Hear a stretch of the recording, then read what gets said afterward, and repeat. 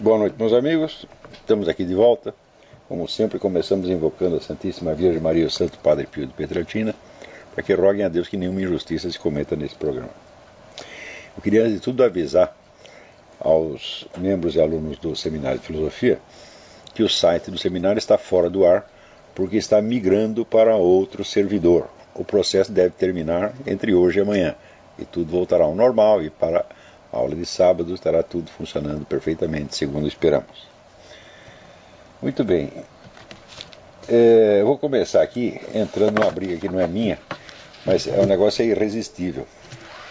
Saiu o Reinaldo Azevedo, que tinha publicado um artigo, né, mostrando ali a total incoerência do professor Vladimir Safatli, da USP, que é inteiramente a favor da invasão da universidade por aquele bando de arruaceiros, bêbados e drogados,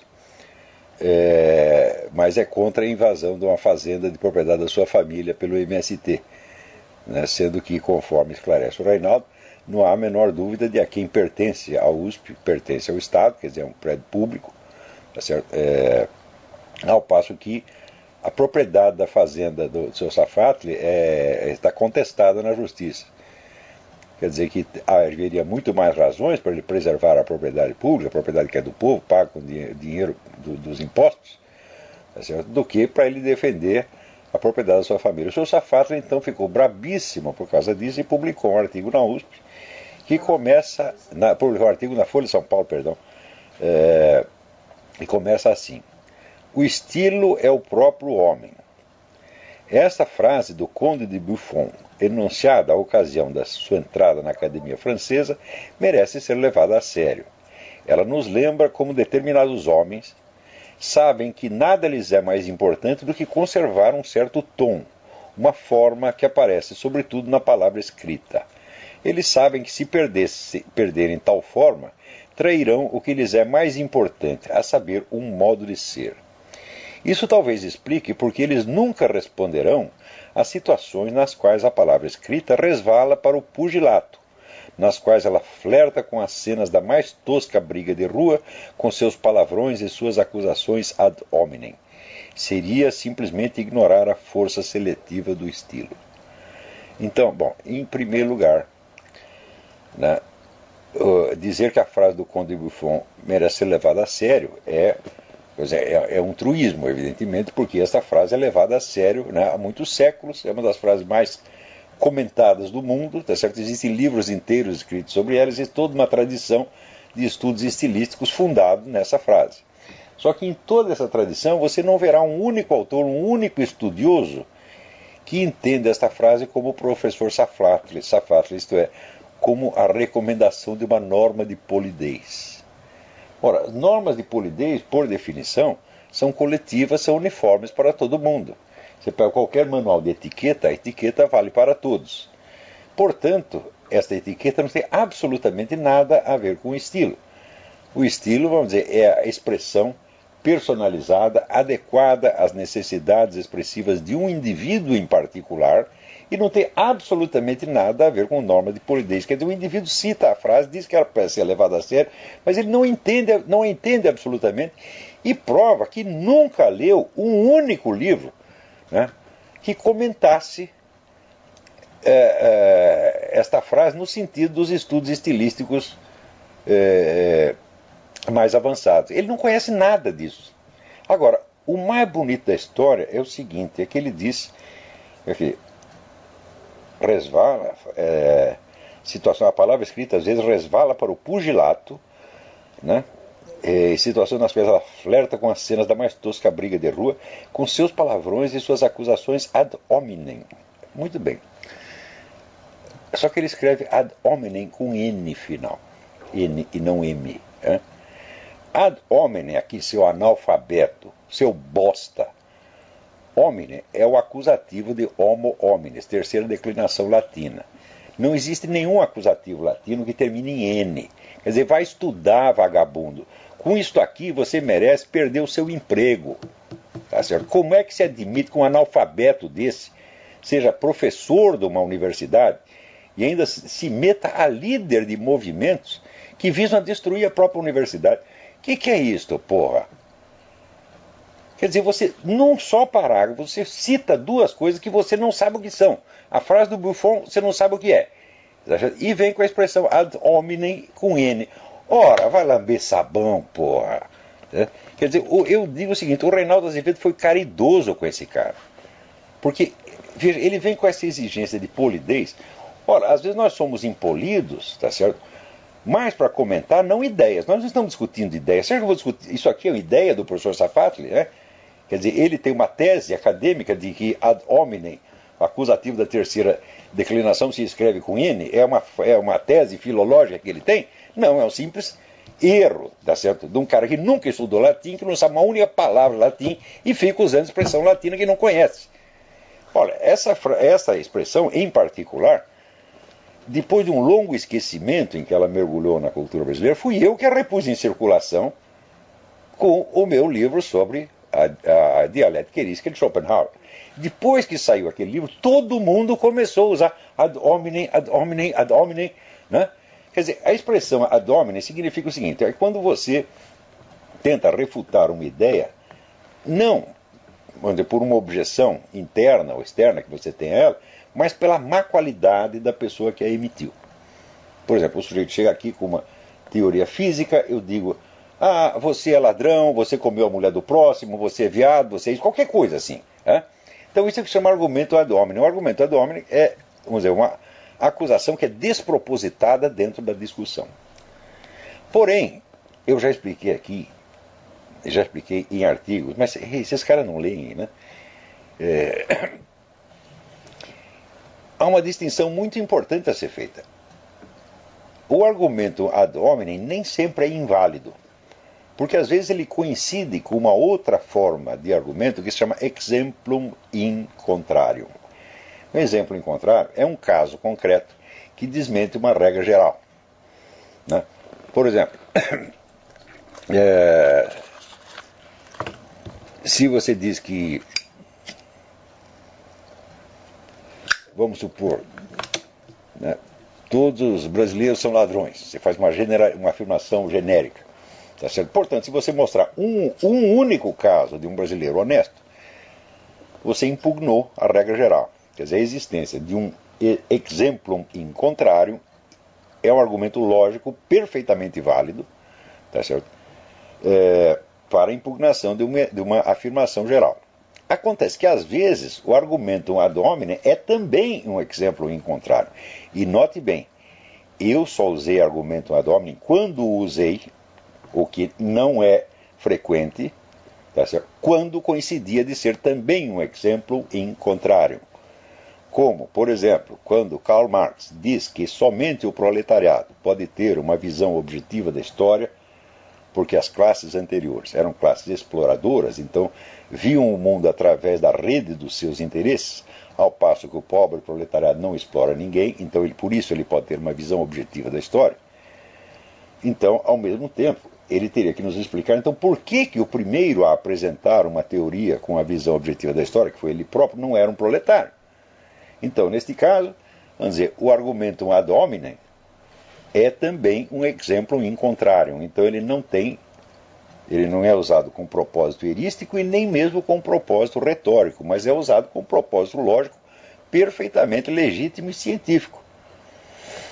Qualquer juízo universal é impugnado automaticamente pela, vamos dizer, exibição de um único exemplo in contrarium, para não falar de vários, tá certo?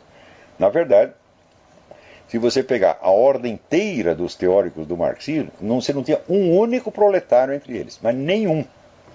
Tá certo? Então, quer dizer, como é que é o proletariado que tem a visão objetiva da história, se aqueles mesmos que estão levando ao proletariado essa visão objetiva não são proletários eles próprios? Então, a realidade da vida dessas pessoas desmente a regra geral que eles estão anunciando. Por quê? Porque ela é um exemplo em contrário que impugna essa regra. Tá certo? Então,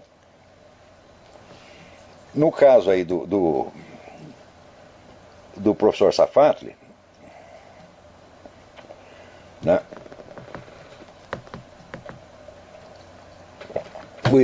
o argumento ad hominem usado contra ele, embora moralmente justificado, não tem valor lógico.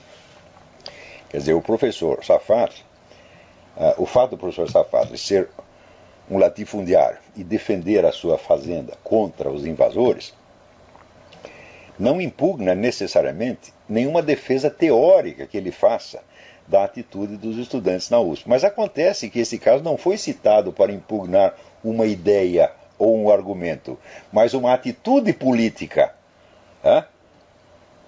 Não se trata de, vamos dizer, impugnar uma ideia, um argumento ou uma teoria, alegando uma safadeza uma safatleza do seu Safatli. Né? Não se trata disso. Trata-se de mostrar, vamos dizer, duas condutas que se impugnam mutuamente. Ora, quer dizer, se trata, vamos dizer, de comparar não uma ideia com os atos da pessoa, mas um ato com outro ato, então o argumento ad hominem é perfeitamente legítimo, porque não se trata de uma discussão de ideias. Em terceiro lugar, quando ele diz que nós perdemos o estilo quando a palavra escrita resvala para o pugilato, mostra-se ainda mais ignorante da literatura universal, tá certo? Porque alguns dos maiores estilistas da história usava a palavra exatamente como arma de pugilato.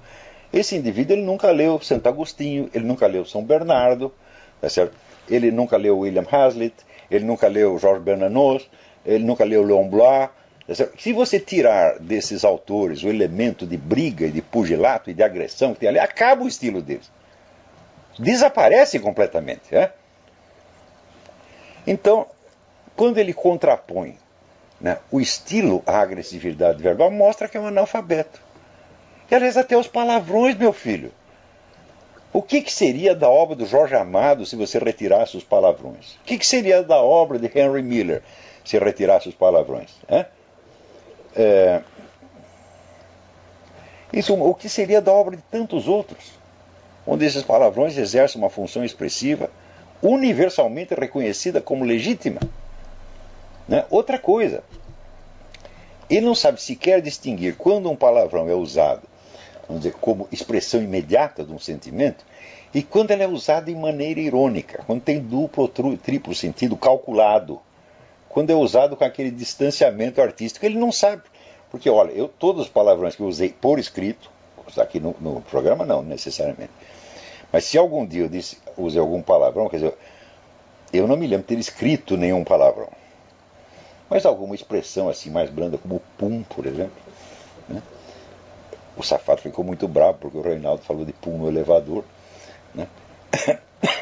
Então, sempre foi usado com distanciamento estético, meu Deus do céu. Mas se os caras não sabem ler, se o cara não sabe nem a terceira declinação latina, que devia ter aprendido no ginásio, e se aventura a exibir uma cultura que não tem, mostrando que é realmente um vigarista, eu repito, isso é vigarice, seu Safatli, hein?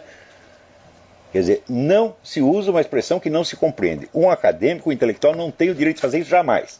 E você está fazendo o mesmo parágrafo duas vezes, com a frase do Buffon e com este acusativo latino terminado em N. Né? É preciso ter paciência com essas pessoas. Porém, esta semana teve um negócio mais lindo ainda. Peraí. Tira um mute.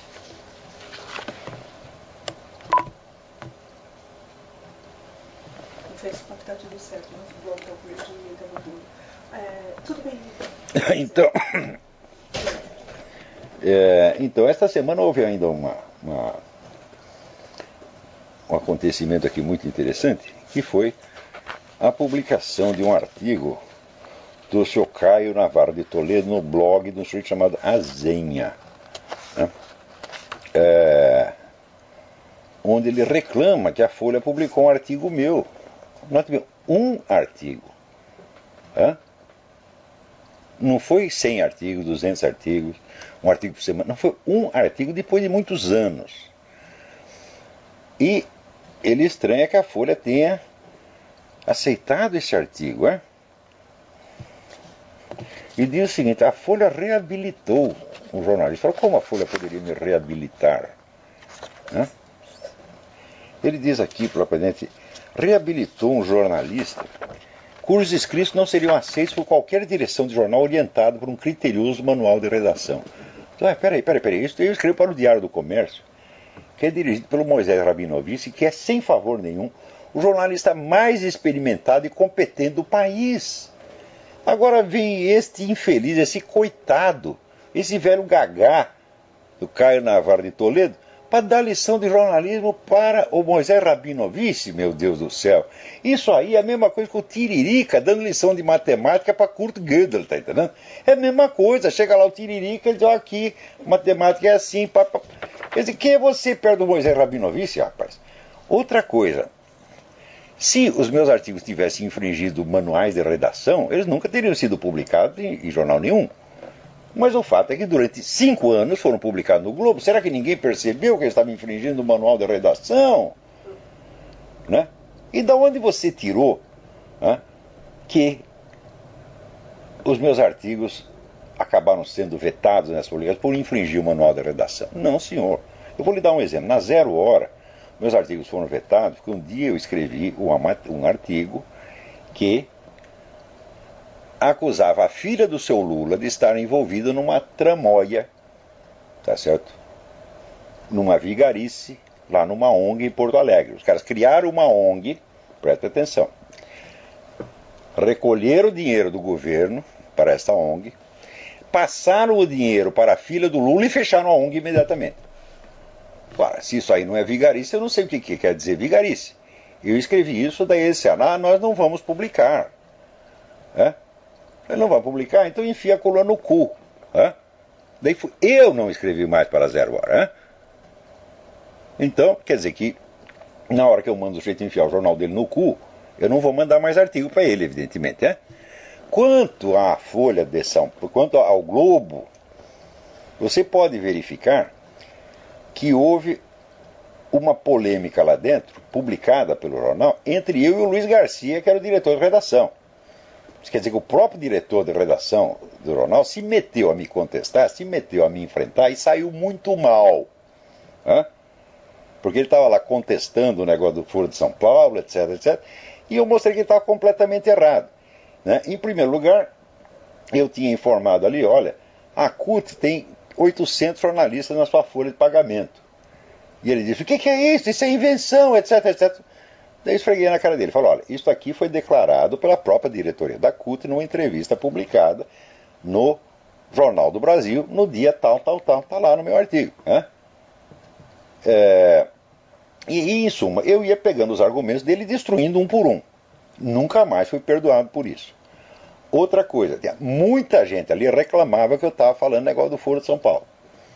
Como ninguém mais falava do Foro de São Paulo, então eu tinha que continuar, tocando no assunto, evidentemente, toda semana. Então começou a haver reclamação disso. Então saí dali por quê? Porque eu estava cumprindo, eu era o único jornalista que estava cumprindo o dever do jornalismo investigativo, que era mostrar aos leitores a existência, a formação e o poder da mais vasta entidade política que já existiu na América Latina, que reunia, àquela altura, centenas de partidos políticos. Quer dizer, como é que uma organização desse tamanho, uma organização bilionária, poderosíssima, que a essa altura já domina 12 países do continente, passa na mídia como se fosse uma coisa inexistente.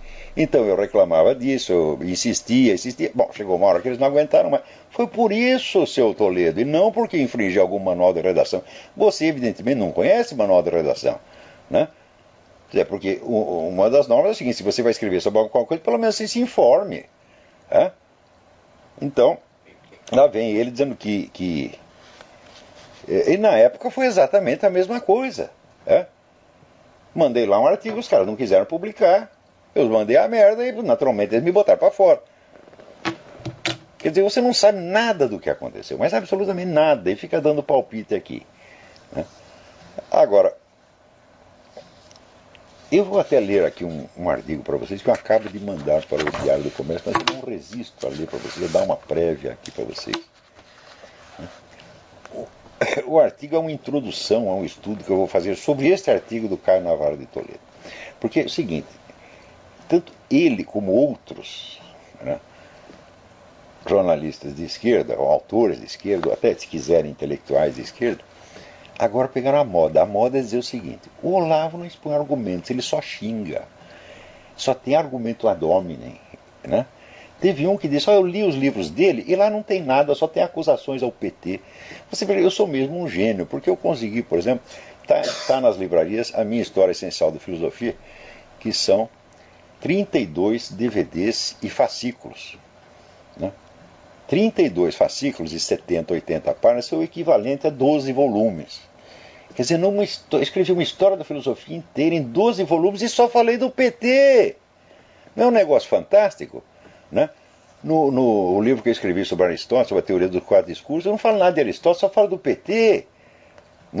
O Jardim das Aflições, que é uma história da evolução da ideia de império no Ocidente, eu só falo do PT, eu estou falando lá no tempo de Júlio César, eu já falava do PT, porra. Quer dizer, os caras falam isso, quer dizer, então, e esse mote tem sido tão repetido, o Olavo não tem argumentos, ele só usa agressão pessoal. Está tão repetido, que eu digo, bom, isso é evidentemente uma campanha de difamação. Ô seu Toledo, você merece um processo por causa disso. Porque meus artigos têm mais análises, mais argumentos, mais informações do que tudo que você escreveu ao longo dos últimos 20 anos, meu Deus do céu. E ele diz o seguinte também aqui: não cabe examinar o caráter e o significado do panfletarismo arquiconservador desse senhor. Quer dizer, 2 vezes ele diz que não vai examinar. Eu digo, peraí, isso quer dizer que você não vai examinar os meus argumentos? Você não vai apresentar argumentos contra mim? Quer dizer, se você se recusa a argumentar, e daí você deduz que quem não tem argumento sou eu só posso concluir que você está louco, porque isso é delírio projetivo. Quem não está apresentando argumento é você. Aliás, você diz que não vai apresentar. E em segundo, ele diz assim: ele escreve no plural majestático, como Luís XIV, nós, Luís XIV, Eu tenho horror de quem escreve em plural majestático, horror.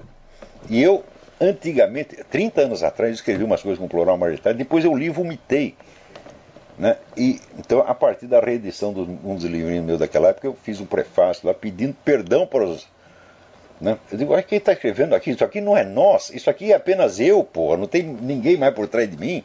Eu não sou uma pessoa plural, eu não sou muitas pessoas, talvez até gostasse de ser, mas não sou. Tá certo? Então, eu pedi desculpas e prometi que nunca mais faria isso. Eu tinha ficado viciado nisso porque eu estava lendo muito René Guénon e ele usa o plural majestático, nós, No caso dele ainda tem alguma razão de ser, porque ele está escrevendo em nome de uma entidade esotérica, islâmica. Então eu falo, bom, pode usar nós. Mas se lê muito aqui, você fica viciado nessa porcaria. Então está aqui os senhores, Caios Navarros de Toledo, dizendo aqui: temos nítida consciência da pertinente questão crítica que a nós seria feita caso cometêssemos esse desatino. Examinar os trabalhos do filósofo de província não seria pura vacuidade intelectual ou render-se ao seu jogo? De fato, é render-se ao meu jogo, claro. Se eu estou apresentando um argumento que você não concorda e você quer refutar, você evidentemente está jogando o meu jogo. Qual é o meu jogo? O meu jogo é o seguinte: eu argumento e você cala a boca porque você não sabe o que responder. O jogo é o seguinte: eu bato e você apanha. Como foi com Leandro Conder, como foi com Márcio Moreira Alves, como foi com a Laura Café, como foi com Emir Sader, como foi com todos os intelectuais de esquerda, de uma geração até mais preparada que a sua, tá certo? A sua não, porque você pertence à mesma deles, mas do que a do Vladimir Safatli, por exemplo. Então,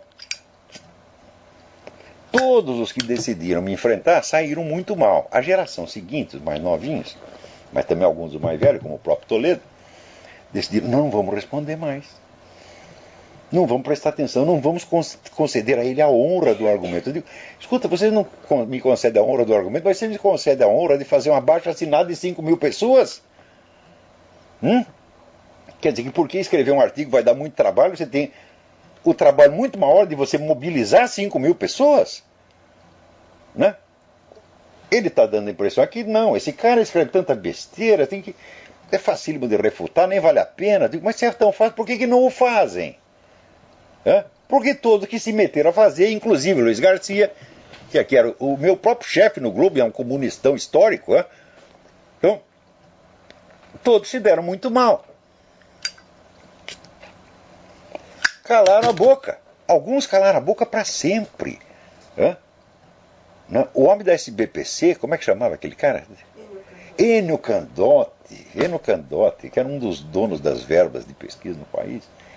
O Enio Candotti, depois que eu o desmoralizei completamente, mostrando que ele e a porcaria da entidade que ele presidia eram um bando de analfabetos ineptos, se meteram a discutir Aristóteles comigo, puta, como saíram mal. Esse ficou quieto e largou a profissão científica e foi ser literalmente plantador de batata no Rio Grande. Não, de batata não, que injustiça, alface.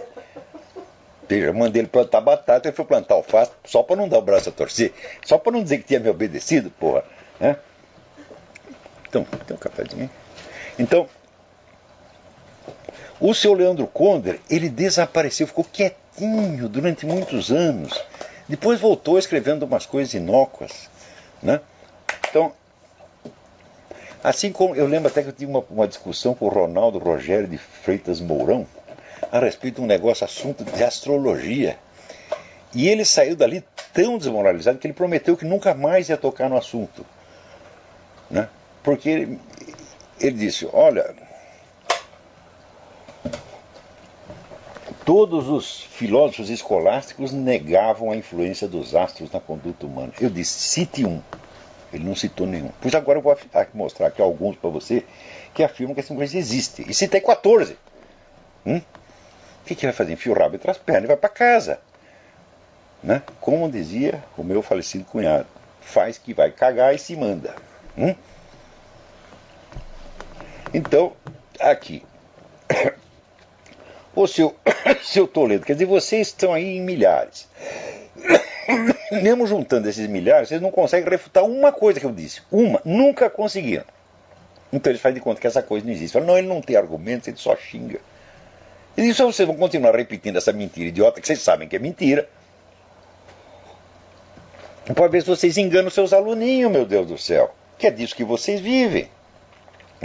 Outra coisa, filósofo de província, peraí, eu estou de fato numa província, eu estou aqui numa província americana, no estado da Virgínia, e tenho lá o meu instituto, o Inter-American Institute, está lá, uma pleia de intelectuais de primeira hora, está lá os meus textos sendo publicados no Vogelin View, tem aqui um monte de referências de filósofos americanos, franceses, romenos, todo mundo achando bom o que eu estou fazendo, e eu é que sou o cara da província, E você está aí em São Paulo falando para o mundo, como se sabe a sua opinião. Caio Navarro Toledo abriu a boca, as universidades do mundo tremem.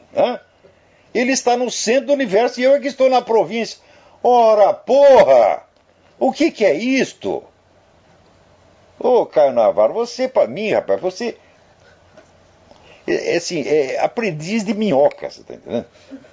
Você é burro, ignorante, metido, tá certo? Você não tem retaguarda, você não tem estofo para você discutir comigo nada.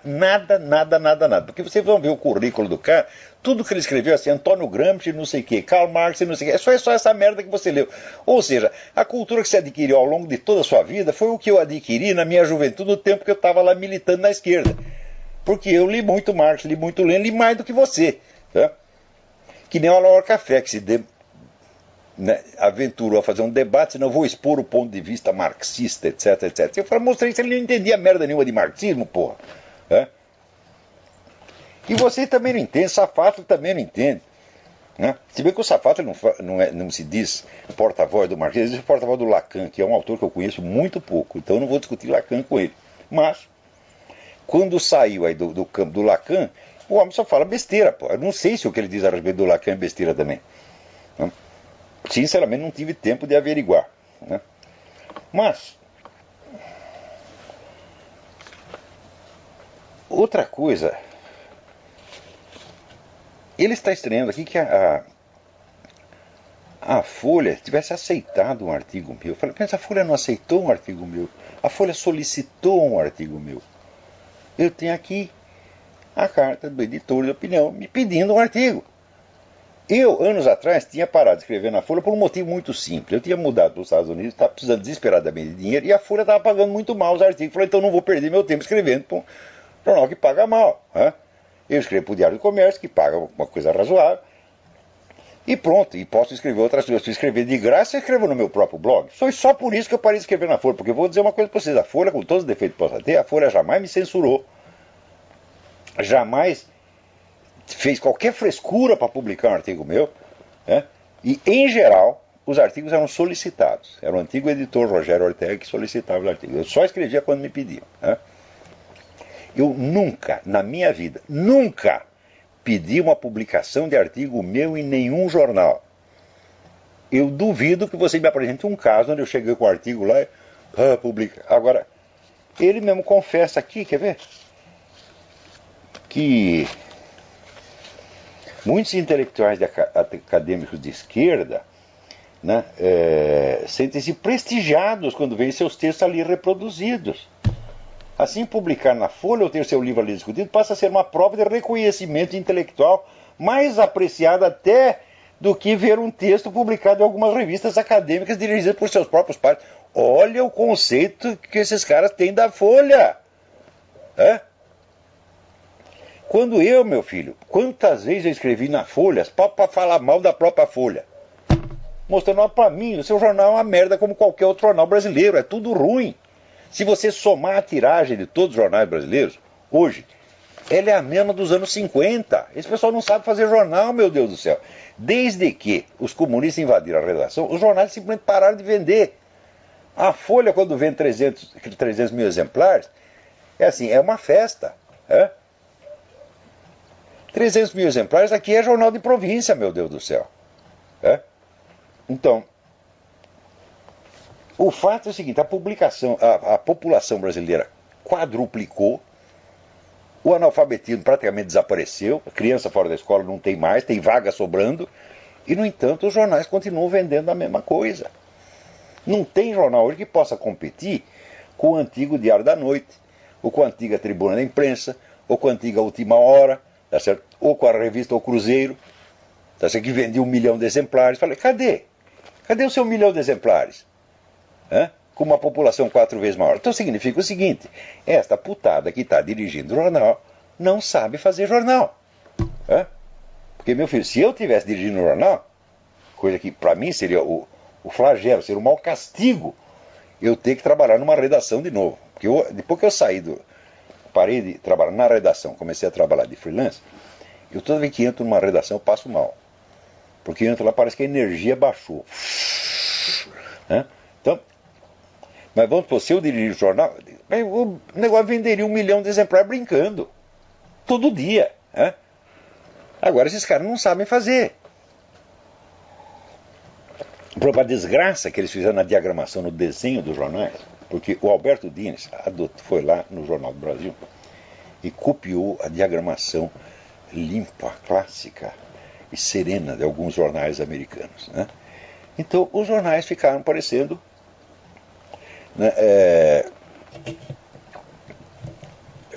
catálogos, assim, uma coisa sem graça, absolutamente.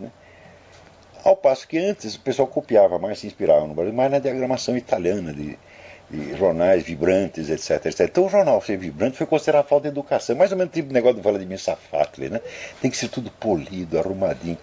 Daí os outros jornais começaram a imitar a porcaria do Jornal do Brasil e ficaram todos iguais, inclusive a Folha, Qual é o jornal que é exceção? Veja a capa do Diário do Comércio, que é uma maravilha. Cada capa do Diário do Comércio é uma obra-prima. é uma coisa vibrante, que tem vida, tá entendendo? Então eles acabaram com isso. Bom, o jornal, evidentemente, perdeu público. E até hoje eles não perceberam o que foi isso. Eles adotavam a diagramação, que era o seguinte: a diagramação tem que ser equilibrada, né? Então todas as matérias do mesmo tamanho, as chamadinhas na capa tudo do mesmo tamanho. E a diagramação era feita com antecedência. Então você tinha que fazer o texto exatamente naquele tamanho, sem uma palavra a mais. Então a camisa de força. Isso acabou com o jornalismo, meu Deus do céu. E até hoje os caras não fizeram as contas para perceber por que os jornais no Brasil não aumentam a tiragem, né? Então, é isso aí. Agora você vem falar de manual de redação, meu filho. Ora, meu, o que é isto, porra, né? Então, bom, mas eu vou ler aqui um negócio para vocês. Mas antes eu queria comentar um episódio aqui importantíssimo, que foi, você sabe que a Rede Canção Nova cancelou lá os programas, né, do Gabriel Chalita, do Edinho Silva, né, e outros políticos que estavam lá.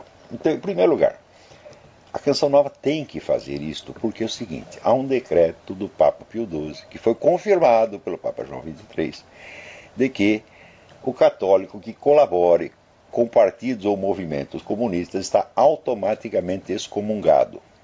Excomungado late sententia, que quer dizer o seguinte: você está excomungado automaticamente. Isso não depende de uma sentença do Vaticano. E ainda está complementa, late sententia à disposição do Vaticano. O que quer dizer isso? Você está excomungado automaticamente, mas a sentença pode ser suspensa pelo Vaticano se você solicitar.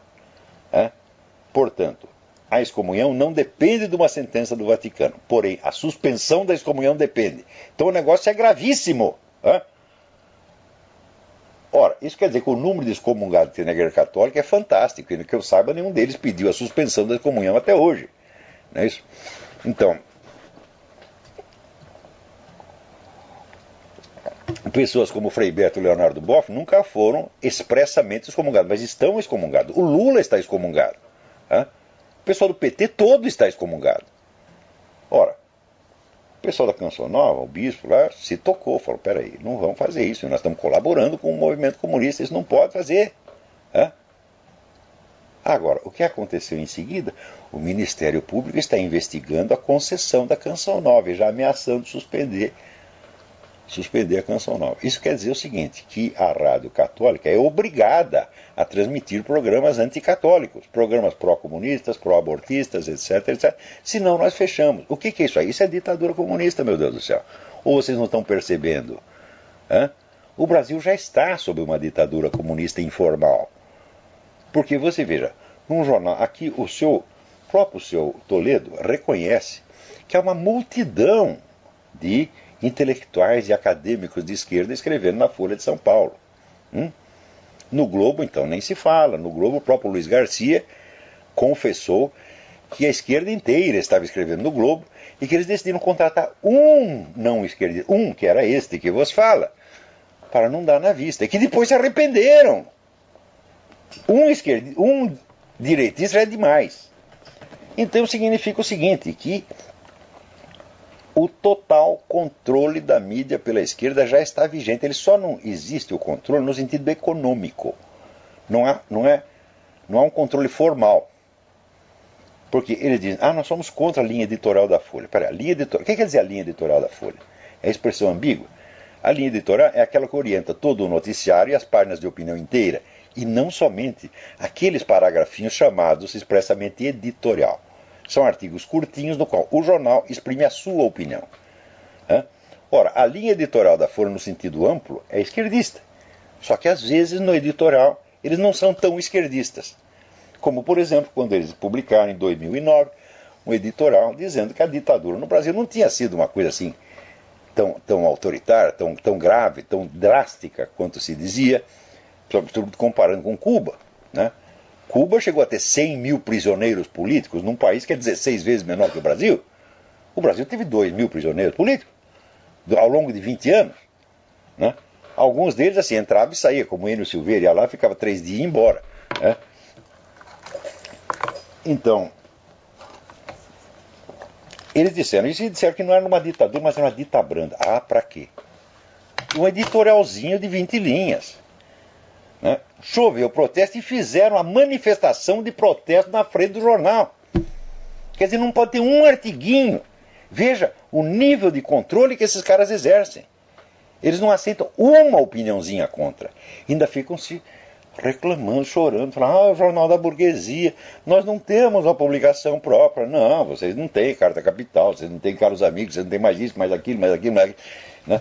Mesmo no tempo da ditadura, meu Deus do céu, está ali o pessoal do Instituto Vladimir Herzog mostrando que no tempo da ditadura eles tinham 110 publicações aqui no Brasil e mais 112 no exterior. Isso no tempo da ditadura, e se queixa de que não tem canais de comunicação. Ora, quantos jornais conservadores cristãos existem no Brasil? Outra coisa, você pega todos os jornais brasileiros, me mostra um deles que tenha na direção de redação um conservador cristão. Nenhum. Me mostra um jornal que escreve editoriais contra movimento gay ou contra aborto. Nenhum. Ou seja, o programa do marxismo cultural já foi inteiramente subscrito pela mídia que a esquerda chama de direita. Então significa o seguinte, eles têm o poder sobre a mídia, só que não é o poder total ainda. Então o que eles fazem? Estão aí criando um encontro para discutir meios de controle da mídia, coisa promovida pelo seu Franklin Martins. Então, no Brasil, são os jornalistas que querem acabar com a liberdade de imprensa. Por quê? Porque a classe jornalista foi profundamente penetrada pelo Partido Comunista, pela AP, pela VAR Palmares, por todas as entidades terroristas, e os caras estão lá ainda, são os mesmos. No tempo da ditadura, você não tinha um jornal dirigido por gente de direita, nenhum único. Era que quem mandava no Jornal da Tarde era o Mino Carta, quem mandava no Globo era o Luiz Garcia, né? Quem mandava na Folha era o Cláudio Abramo, trotskista histórico, e assim por diante. Então, quer dizer, já no tempo da ditadura já mandava, agora mando muito mais e ficam choramingando que a mídia pertence à burguesia. Então significa o seguinte, você não está dizendo que essa mídia é realmente direitista. Você está dizendo apenas que ela pertence à burguesia. Embora você já tenha acesso total, você tenha um controle total do espaço, mas essa coisa ainda pertence ao seu Otávio Frias, a não sei quem, aos Marinho. Isso você não quer isto. Você quer o controle da empresa e não somente do conteúdo do jornal. É isso que eles estão fazendo, meu Deus do céu. Né? Então, será que dá tempo de eu ler isso aqui? Então, olha, e também vocês têm que lembrar o seguinte, quem botou essa gente para fora da Canção Nova foi a mobilização da massa dos fiéis. Meu Deus, já está na hora dos cristãos no Brasil tomarem consciência de que eles têm poder. Nós somos muito mais do que eles, porra. É uma questão de organizar esta massa e fazer a voz dela ser ouvida. Não é só em eleição, não, porque eleição é de 4 em 4 anos, meu filho.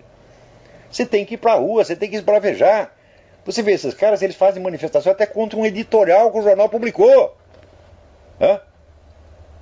Agora, quando eles se mobilizam, vamos dizer, para fechar uma rádio, porque a rádio não quer conversa comunista lá dentro, o que nós fazemos? Nós temos que nos mobilizar, ir lá na frente do Ministério Público e dizer, não, vocês não vão fazer isso não. Vocês não vão averiguar merda nenhuma, a concessão vai continuar como está. E tem que fazer que nem o pessoal do Occupy Wall Street, ué. O pessoal do Occupy Wall Street fala, se não fizer o que nós queremos, nós vamos tocar fogo, nós vamos soltar coquetel molotov, nós vamos matar vocês. Ora, esta é a linguagem polida, é o estilo que o senhor Vladimir Safatli gosta. Ele alguma vez reclamou que as pessoas falam isso? Ele reclama do tom que aqueles arruaceiros da USP falam, ameaçando bater, matar, tocar fogo, destruir tudo. Não só ameaçando, como fazendo. Você vê as fotos de como a USP ficou depois que eles saíram de lá. Como é? Ainda ameaçaram de morte o Reinaldo Azevedo. Quer dizer, é este. O senhor ameaça o Reinaldo Azevedo de morte e você quer que ele responda polidamente, seu filho de uma puta. Quer dizer, é isso. O sujeito vem, bate em você, te agride, te difama, tá certo? Te ameaça, te marginaliza e quer que você responda com polidez. Quer dizer, é uma coisa, uma prepotência inumana, seu safado. E vem aqui que eu digo a mesma coisa para você. Também faço para você a mesma promessa que eu fiz para o Quartinho de Moraes. Quer discutir comigo? Eu pago uma passagem para você vir aqui para os Estados Unidos. Tiro no meu bolso e pago para você vir aqui. E nós gravamos uma discussão. E você vai ver que você sai aqui de 4 chorando.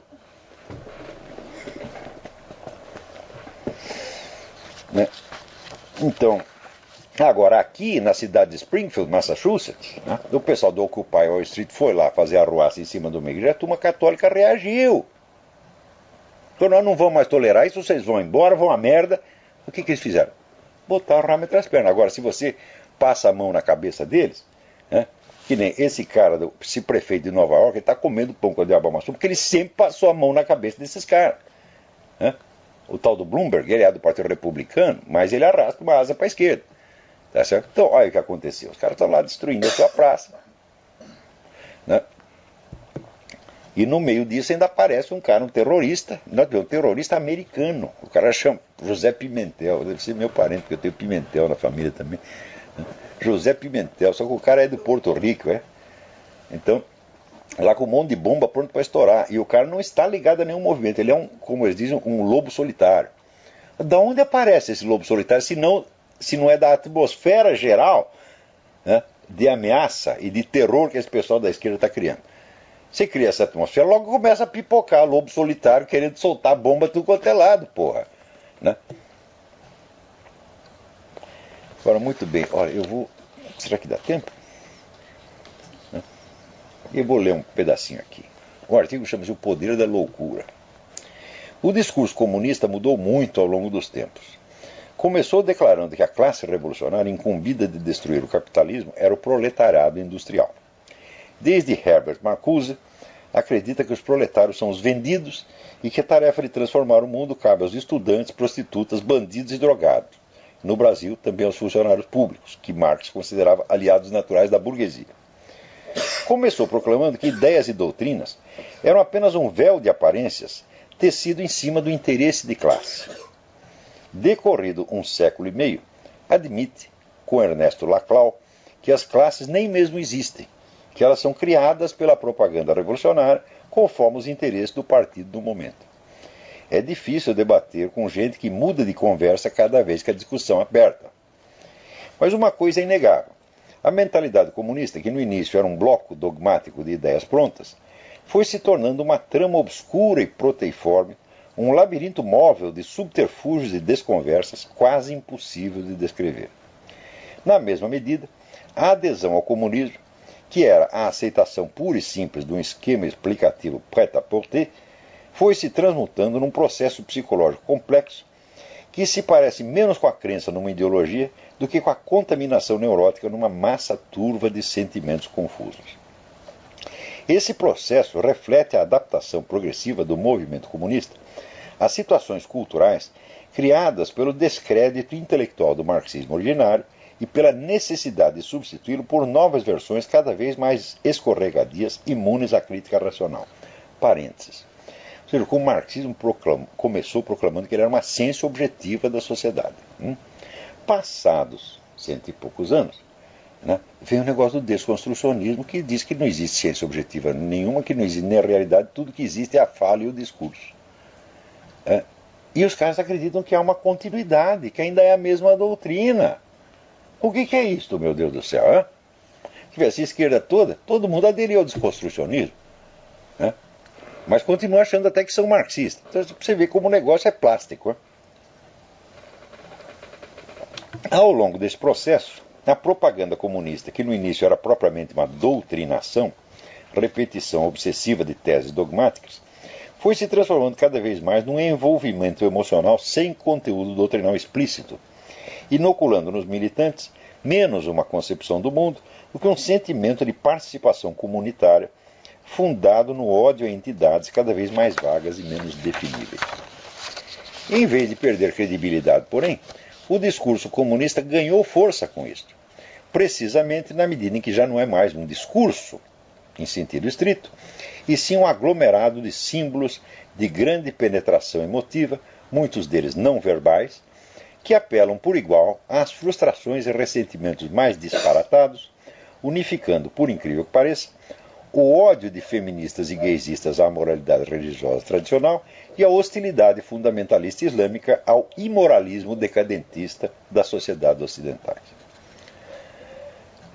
A coerência do discurso ideológico já não importa mais. Só o que conta é a sedução, infinitamente adaptável aos interesses mutuamente contraditórios dos grupos sociais mais diversos, todos mesclados numa atmosfera emocional difusa, onde todos os gatos são pardos e todos os pretextos são bem-vindos.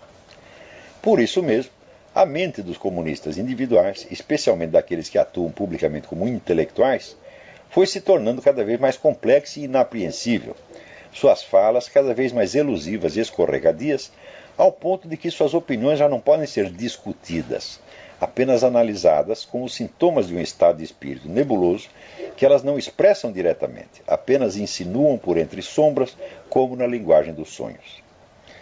A coesão de um discurso pode ser interna ou externa. No primeiro caso, as partes estão unidas umas às outras por um vínculo lógico. No segundo, pela referência a um conjunto de fatos ou coisas reconhecíveis. As duas formas de coesão podem vir articuladas quando a coerência interna do discurso busca refletir com fidelidade um conjunto de relações objetivas. Mas há ainda uma quarta possibilidade. O discurso nem é coerente consigo mesmo, nem reflete adequadamente uma realidade, nem articula essas duas exigências, mas continua exercendo, ao menos sobre certo público, um efeito persuasivo, como se realizasse perfeitamente e simultaneamente as duas modalidades de coerência. Isso acontece quando, sob a aparência de defender ideias ou expor fatos, ele não faz realmente nem isto nem aquilo, mas expressa apenas o sentimento de identidade do grupo social a que se destina. Como aí as ideias e fatos já não interessam por si mesmos, mas apenas como símbolos evocadores de certas reações emocionais, tudo o que o discurso precisa para que o aceitem como veraz e coerente, sem ser uma coisa nem a outra, é usar os símbolos corretos, capaz de despertar automaticamente as respostas instintivas desejadas. Para isso, evidentemente, esses símbolos têm de ser de uso geral e corrente no público-alvo, têm de ser lugares comuns, chavões, frases feitas, clichês. Uma linguagem de clichês pode ser usada deliberadamente, com arte e técnica, por um demagogo ou propagandista hábil, dominador dos meios de manipular as emoções do público. Mas também pode acontecer que, usada em excesso, ela se dissemine ao ponto de usurpar o lugar das outras formas de discurso, tornando-se o linguajar geral e espontâneo, o modo de pensar de todo um grupo falante, de toda uma coletividade de intelectuais. Neste caso, a intenção de manipular torna-se praticamente inconsciente. O que era demagogia torna-se uma forma de inocência perversa, cujo praticante já não pode enganar os outros senão na medida em que se engana a si mesmo. A mentira deliberada desaparece do horizonte de consciência e se transmuta em fingimento histérico, constantemente reforçado pela autopersuasão compulsiva, em que a falsidade absoluta dos pretextos alegados contrasta pateticamente com a intensidade real dos sentimentos que despertam. O processo culmina num estado de completa alienação, em que vidas inteiras se constroem sobre a ignorância radical das condições objetivas que as fundamentam. Quanto mais vasto o grupo social envolvido nesse jogo de teatro, mais vigoroso o reforço que cada um dos atores recebe de seus pares. Na mesma proporção, vai-se ampliando a permissão para que a prática costumeira da incoerência e da falsidade vai-se ampliando a permissão para a prática costumeira da incoerência e da falsidade, até que todo o resíduo de compromisso com a razão e os fatos seja abolido, trocado pela intensificação crescente do sentimento de identidade grupal, que a essa altura passa a valer como o único critério de veracidade concebível. Não é preciso dizer que esse sentimento, na medida em que se intensifica, fortalece a coesão e a capacidade de ação unificada do grupo envolvido, resultando, por vezes, em acréscimo do seu poder político. Assim se explica o paradoxo aparente de que, ao longo do século XX, os grupos mais intoxicados de ideias inverídicas e absurdas, os comunistas e os nazistas, saíssem frequentemente vencedores na disputa com adversários mais sensatos e realistas. Invertendo o otimismo inaugural da modernidade, que pela boca de Sir Francis Bacon proclamava conhecimento é poder, a evolução dos acontecimentos mostrou que, se esse slogan continua válido no campo da ciência, da técnica e da indústria, na política, a ignorância, a inconsciência e a loucura são armas nada desprezíveis. E isto não apenas no sentido banal de que a sonsice das massas pode ser manipulada por um demagogo esperto, mas no sentido muito mais temível de que o manipulador pode se tornar tanto mais eficiente na medida em que ele próprio seja ignorante, inconsciente e louco. No Brasil, o fenômeno de alienação aqui descrito se apossou de praticamente toda a intelectualidade esquerdista ao longo do processo mesmo da conquista da hegemonia e do poder pelos partidos de esquerda. O sucesso político reforçando a loucura ao mesmo tempo que se beneficiava dela. Há muitos anos não leio uma só linha escrita por intelectual de esquerda neste país onde não se note uma linguagem de chavões auto-hipnóticos, substituindo e abolindo as exigências mais elementares da razão e do senso de realidade. Os exemplos são tantos e tão onipresentes que a única dificuldade em colhê-los é o embarras de choix.